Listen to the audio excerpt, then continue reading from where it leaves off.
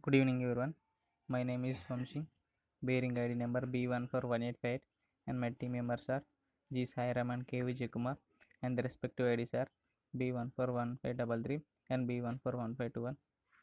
Our project name is Single Image Super Resolution using Deep Convolution Neural Networks. We have been doing this project under the guidance of uh, Mr. K. Ravikant sir. Coming to contents, these are the contents: introduction, proposed systems, tools used, work completed so far, work needs to be completed, applications, future scope, references. Coming to introduction, single image super resolution is the process of generating high resolution images from low resolution images. Single image super resolution is challenging because high frequency image content cannot be recovered from the low resolution images. Single image super resolution is an impossible problem because one low resolution image can yield several possible high resolution images. Single image super resolution is widely used in computer vision applications like medical imaging and security systems. In medical imaging, some X-ray images need some high resolutions, and in security systems, identifying a person from a security camera needs some high resolutions. So, single image super resolution is used here. We will use a super resolution method based on very deep convolution networks with nearly 20 weight layers. Coming to proposed system, the network takes an interpolated low resolution image as input. That means converting a high resolution image to low resolution image is considered as interpolated low resolution image. The image will be passed through a pair of convolution and nonlinear activation layers repeatedly to predict residual image. Residual image is the difference between a high resolution reference image and low resolution image. Each convolution layer consists of 64 filters of 3 by 3 size. The addition of interpolated low resolution and the resolution image gives the desired high resolution image. Each next, coming to tools used.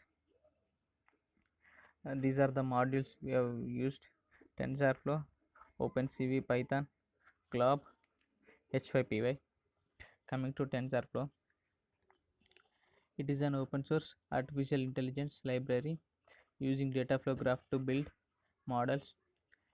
It allows developers to create large scale neural networks with many layers.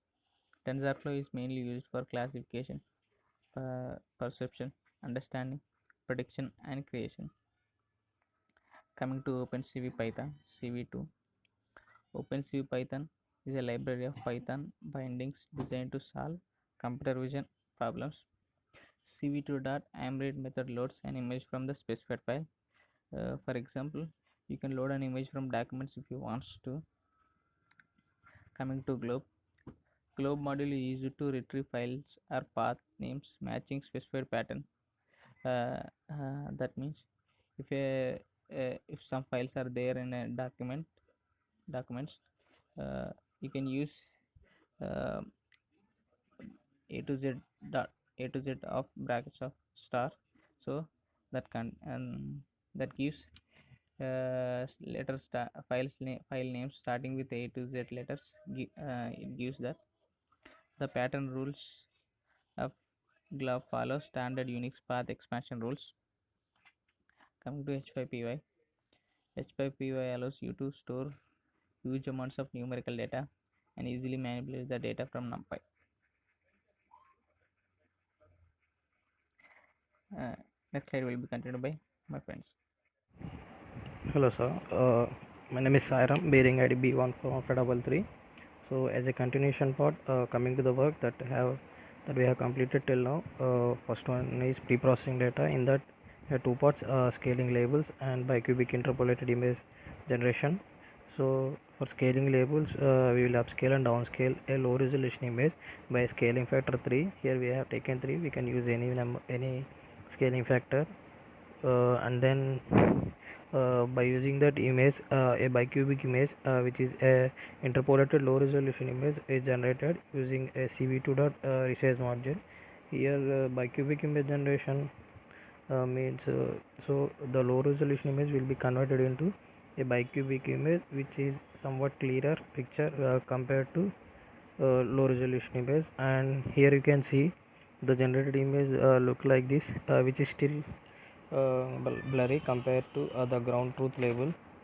And then coming to the next, so batch images, so all the cubic images generated from each resolution image will be made into batches, and the same thing goes with labels, which means the ground truth images. And the next thing is, from each image we will take a patch which is size 41 by 41 by 3.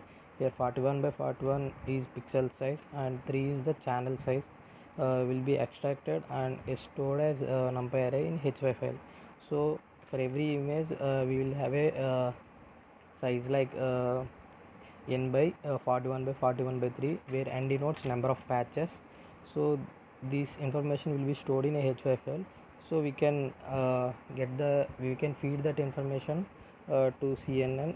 It will be very easy.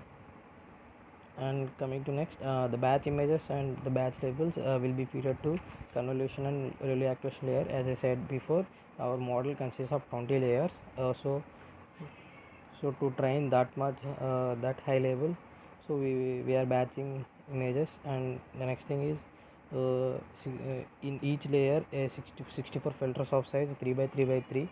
So where 3 by 3 is the filter size, and usually applied across the 3 channels of the input image.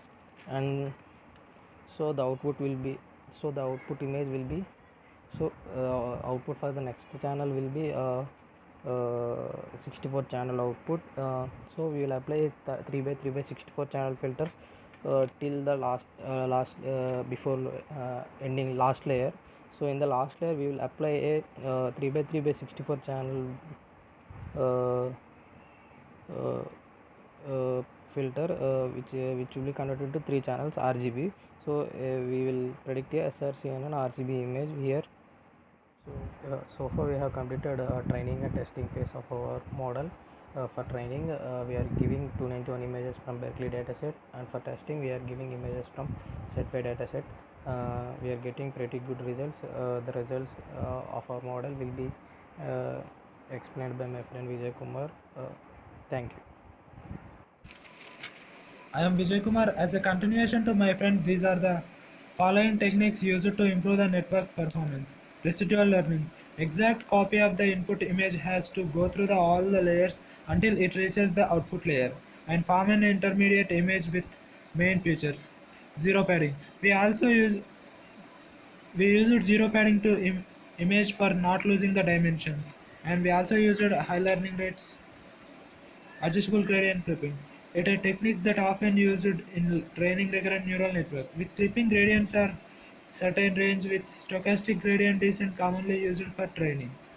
Learning rate is multiplied to adjust the step size. If high learning rate is used, it is likely to that 0 is tuned to be small to avoid exploiting gradient in a higher learning regime. Multiscale.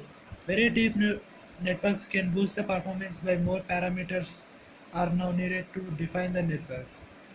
For this reason, we also train a multiscale model by sharing all parameters to across the all predefined scale factors. In these pictures, left side one is the ground truth and the right side one is super resoluted image. We can see that both images are look same. To improve the image enhancement and constant, we need to train the model on more images. Coming to the applications, in every field it's often desired to have a high resolution super resolved image to increase the number of pixels which enhance the display of digital image. That is, visual interpretation increases. In satellite image processing, it is enhance the quality of images sent by the satellite. In medical image processing, we use CT scan, MRI, and other medical images need high constant and good enhancement. Why? Because most of them images are of low resolution. In microscopy image processing, it is very useful to visualize the biological structure including cell and tissue. In multimedia, in today's time, movies, animations, visual effects all need the HD data. In astrological studies, high resolution astronomical images are always desirable for better computations. And security systems, if the video resolution is high, then we can easily see the information. Future scope. Super resolution is still challenging to improve the finer texture of the low resolution images. The latest deep learning techniques such like GANs can be used to solve these issues. These are the references we gone through till now. Thank you. Any queries? Please let us know.